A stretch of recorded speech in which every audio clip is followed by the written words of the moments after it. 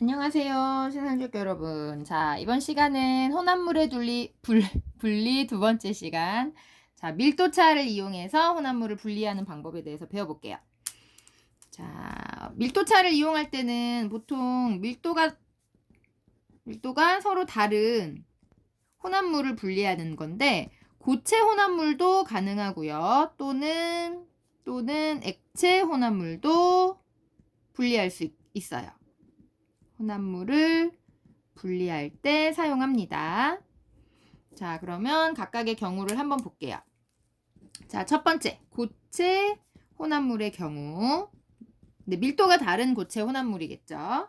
자, 이때는 밀도가 둘이 다르지만 그냥 섞여 있는 상태에서는 분리하기가 힘들고요.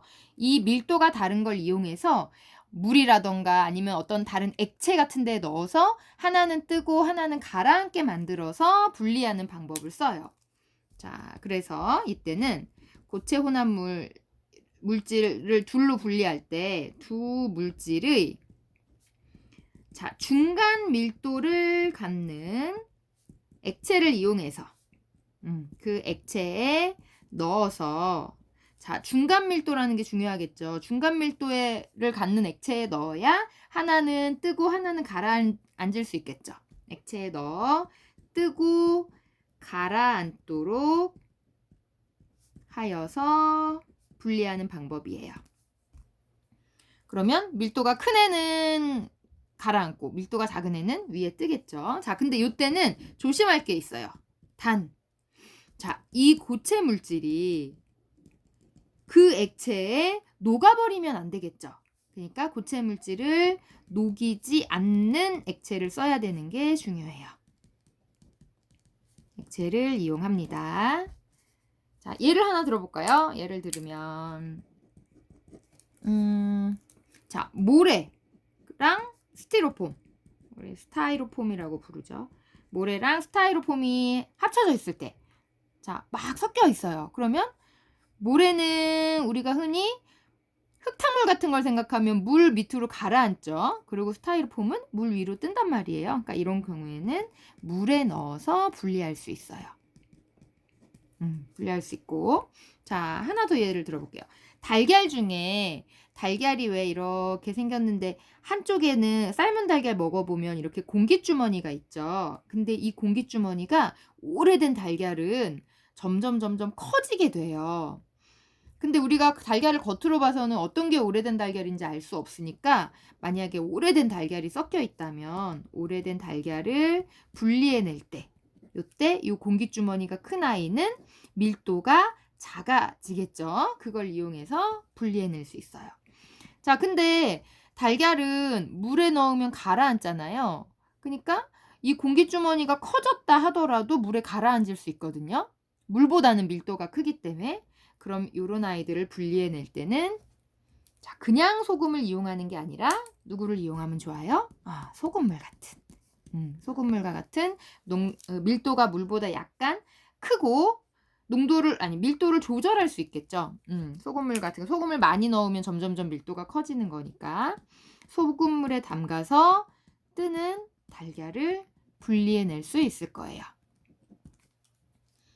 이런 것들이 고체 혼합물을 우리가 밀도를 이용해서 분리하는 방법이라면, 두 번째, 액체 혼합물을 분리할 때는 어떤 방법을 쓰냐. 자, 여기서도 액체라는 건 밀도가 다른 액체를 말하겠죠. 근데 얘도 밀도가 다르다고 분리해낼 수 있는 건 아니고요. 밀도가 다르고 섞이지 않아야 우리가 분리하기가 쉽겠죠. 예를 들면 물하고 에탄올 같은 경우는요. 우리가 물의 밀도는 1이고 에탄올은 한 0.8 정도 되지만 밀도가 다르지만 이 둘은 층이 이렇게 아주 조심조심하지 않는 이상 그냥 휙 하고 잘 섞여 버리거든요. 우리가 설탕물을 색깔 다르게 해서 분리해도 휙 짜버리면 섞이듯이. 그러니까 이런 경우에는 사용할 수 없어요. 그래서 물과 에탄올이 섞인 경우에는 밀도도 다르지만 섞여버리기 때문에 밀도로 분리할 수는 없고 보통 우리가 끓여서 에탄올에 끓는 점이랑 물에 끓는 점이 다른 걸 이용해서 증류 방법을 이용해서 보통 분리를 하고요. 자, 밀도도 다르고 섞이지도 않을 때, 요때를 얘기하는 거예요. 고럴 때는 자, 우리가 사용하는 도구가 있어요. 분별 깔때기라는 게 있고요. 아니면 스포이드 같은 걸 사용해요. 자, 얘는 분별 깔때기는 양이 많을 때, 양 많을 때 쓰는 거라면 스포이드는 양이 조금만 있어도 되겠죠. 자, 그러면 어떻게 생겼나 한번 볼게요. 생김새는 자, 여기 이렇게 마개가 있고요. 마개가 있고 약간 이런 식으로 생겨서 밑에 쯤에 이렇게 밸브 같은 게 있어요. 열고 닫을 수 있는 이런 식으로 생겨 있어요. 그래서 요 마개를 열면 요 구멍으로 그 혼합물을 부을 수 있겠죠. 부은 다음에 요 마개를 처음에는 이제 막아놓고 부어야겠죠. 부은 다음에 이게 밀도에 따라서 층이 분리되면 요 밸브를 열어서 아래에 있는 액체를 밑으로 빼낼 수 있는 그런 방법이에요.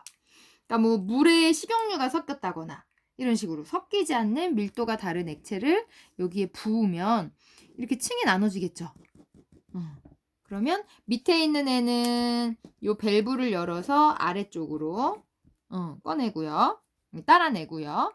그 다음 경계 부분은 살짝 섞여 있을 거 아니에요. 그러면 경계 부분은 따로 받아서 옆으로 뭐 버리던지 하고, 그러고 이제 밑에 액체가 다 빠져나오고 위에 액체만 남았을 때는 요 마개를 열어서 이렇게 위로 따라내면 될 것 같아요. 자, 얘는 밸브가 이렇게 달려 있는 거고, 그래서 밑에 있는 건 밑으로 밸브를 열어서 위에 있는 액체는 이렇게 위로 분리를 해내면 됩니다. 자, 스포이드는 생긴 거는 다 알죠.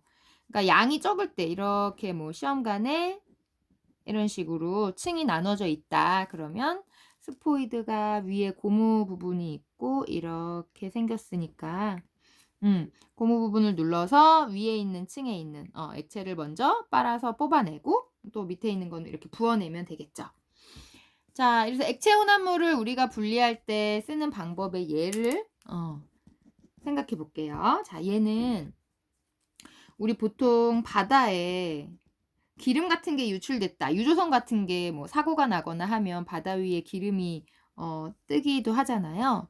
바다에 유출된 기름을 제거할 때 이 기름이 보통 물에 휙 섞여버리지 않고 물 위에 둥둥둥 뜨니까 거기에 이렇게 뭐 기름을 빨아들일 수 있는 그런 종이 같은 걸 대서 기름을 제거하거나 아니면 그물처럼 생긴 거를 바다 위 표면을 한번 이렇게 긁으면서 제거하거나 하겠죠. 밀도가 다르기 때문에.